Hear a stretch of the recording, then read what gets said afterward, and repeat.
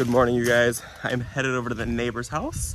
They just got some more baby chicks. These are the ones that I built the chicken coop for them, and they are gonna borrow our heat lamp and a couple of fence boards popped open on their fence. So I'm just gonna go fix those really quick, and then I'll show you guys their coop and the chickens that they just got. Keep your chickens, right? They're so cute. I know, they're so fluffy. Oh my I need gosh. one. This is the chicken coop that we built. And there's their chicks.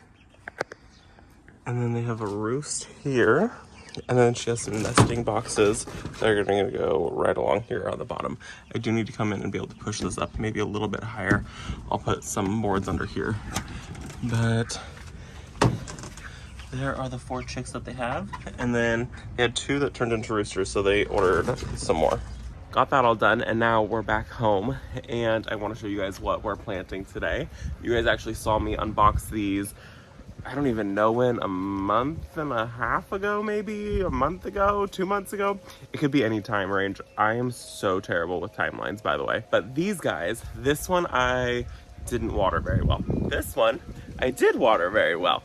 This is the Yuki Snowflake Deutzia, and then this is the Yuki Cherry Blossom. And I'm really excited for this one, even though I abused it. You would think that because I'm excited about it, I would have taken better care of it. But this one is one of the only Yuki Deutzias. I'm gonna pronounce it wrong, and Proven Winners literally contacted me to tell me how to pronounce it. And I'm still gonna pronounce it wrong. I have a thing with pronunciations, okay? This guy, the Deutzia, I'm going to pop the name up on the screen right here, because that way you can figure out how to say it. This is one of the only ones out there, though, that has pink blooms. It took them 10 years to perfect this and get this guy, like, to perform this way. So both of them are zones 5 through 8.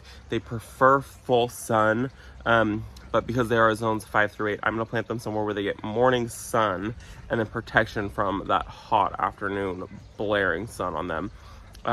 Just because the heat at the end of the day is so intense for us. And if I know that something is full sun but can't be grown in my zone, supposedly, I try to protect it from that hot afternoon sun. So we're gonna plant it pretty much in this bed, actually right here, where you can see it's like super bright. That's where it's gonna go. And these guys are really cool too, because they're pretty small, so it's gonna be put towards the front of the border. They both get about 2 feet tall and wide at maturity. So they're a pretty small little shrub. These guys do bloom on old wood though. So if you do need to do any pruning on it, which you really shouldn't do much pruning on these guys, you should just kind of like let them get to their full potential. But should you need to do some pruning on it, you want to do it immediately after it's done blooming that year. So it's this year, all of this right here, from pretty much right, you can see the right here, from here all the way to here. This is this year's growth, just since I've gotten this plant. And the blooms for next year are being set on this year's growth, meaning old wood. So new wood would mean if I were to cut it down and it would bloom on the same growth that it produces that same year, but this does not do that. So this is setting next year's bloom this year on it. So any pruning on this guy needs to be done immediately after done blooming, so that way it can shoot up all of its new growth for next year. And another great reason to have these guys too is because they're deer resistant and hummingbird attractors. So when I saw them online, I was like, oh my gosh, look at those blooms, super cute. So I bought both because I have a problem. But I'm gonna plant these guys pretty close to each other, probably about right about like that spacing. I want them to kind of like intertangle with each other, and I'm gonna plant them pretty close to the border. And then behind these guys, I have this right here. This is a full sun lover also, but it is for zones 7B through 9. This is a bluebeard called Beyond Pink Caryopteris, and I like the leaf structure of it. And this is gonna go right behind it. The leaves on it are kind of, I don't think it even picks up on it, but they're very, very soft, kind of velvety. As you guys know, I'm someone who enjoys, when I walk by my plants, I actually just kind of grab them and feel them. So I don't like things that are very spiky. I prefer things that are a little bit softer, and this is exactly that. So Bluebeard, so the Bluebeard gets about 2.5 feet tall and 2.5 feet wide, so a little bit taller than the Deutzias. That sounds more right. And the flowers on it are really cool. I think that it'll play off of the cherry blossom and the white. They're these like stacked pink blooms. They're really, really pretty, and I've never grown one, so I'm really excited to grow this one. I think it'll be really fun. It is a full sun lover though, and so like I said, this area is going to get full sun in the morning, but it is going to get that protection from the afternoon sun. But I'm pretty sure this is a heat lover, so we will see how it does in this area with getting morning sun.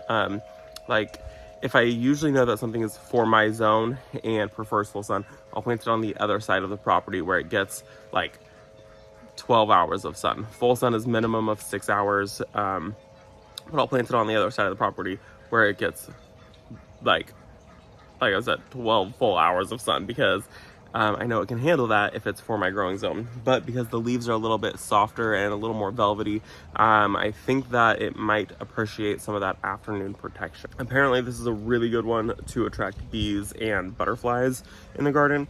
So I think that that's going to be cool, having something that attracts, you know, the hummingbirds up front and then the bees and the butterflies. That's going to be like a very condensed spot for the pollinators that I have in my garden. So really excited about both of these. Both these plants are deer resistant and very attractive to pollinators. So really excited for both of these. We don't really deal with deer here, but I know a lot of people do deal with deer.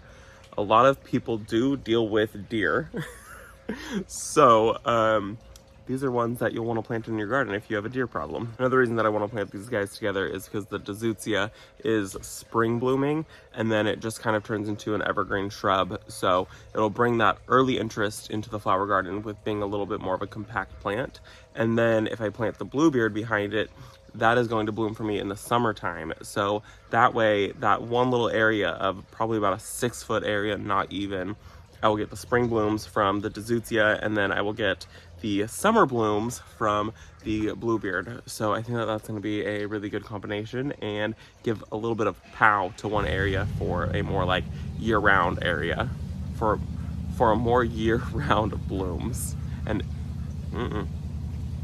that's just going to bring a lot more interest in the spring and the summer, holding off that one area with tons of blooms. So let's go get these guys planted now that I have talked your ear off, and you can see what they do this year with me.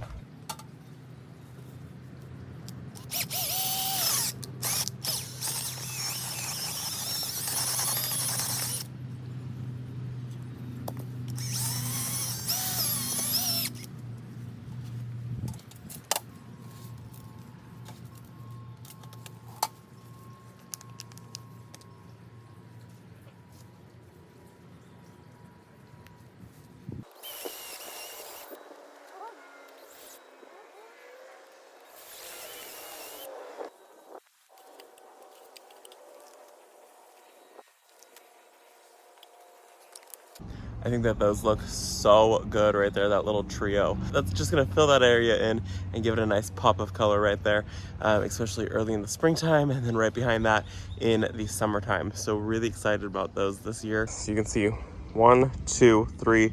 This is the cherry, the snowflake. This is the snowflake, and this is the Bluebeard Beyond Pink Coreopsis. We sit right there, so we should, as this guy and these ones kind of get a little bit taller, be able to just see the tips of them when we're sitting over in that area. But we'll see it because there's a walkway right here. So we'll see it every time we walk back to the shed, or we're coming back from the shed to come over here. We'll see them, and oh god, I cannot wait for these. And as you guys can see, this bed is just full of leaves yet again. This tree right here, this privet tree, is coming out. It's just a matter of when. We're talking about waiting till this fall time, just so it doesn't make any like super massive changes in the garden right away. I don't want any big limbs to fall and damage anything in the garden this year. If it falls and it breaks anything this winter, I would be less upset about that. That way it'll have all of the spring and summertime to regrow. So I don't want to risk that, even though this thing is just dropping leaves like crazy. Oh, there's Lola hanging out. So it's going to go. It's going to go by the end of the year. We're gonna have 2 more guys come out and give us a quote.